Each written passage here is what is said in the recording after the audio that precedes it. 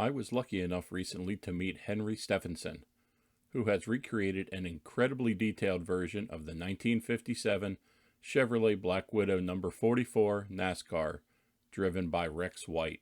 This has been a 30-year trek to create the perfect recreation down to the finest detail, all with the supervision and knowledge of Rex White himself. This is a document of my encounter with a proud Henry in his 1957 Black Widow. I hope you enjoy this video as much as I did filming it and speaking to Henry. I'm the driver of this car.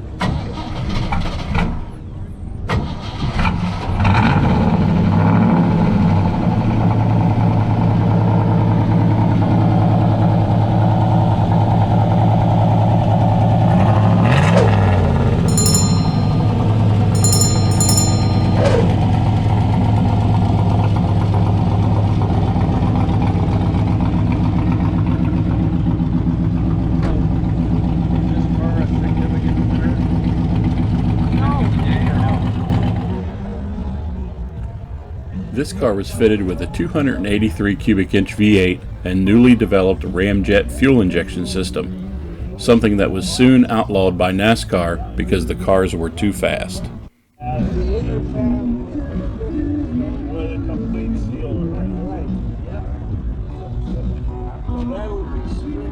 While creating this magnificent car, Henry got first-hand knowledge from Rex White, the original driver, years and years of research in a rare copy of the 1957 Chevrolet Stock Car Competition Guide to hunt down and collect all the correct parts.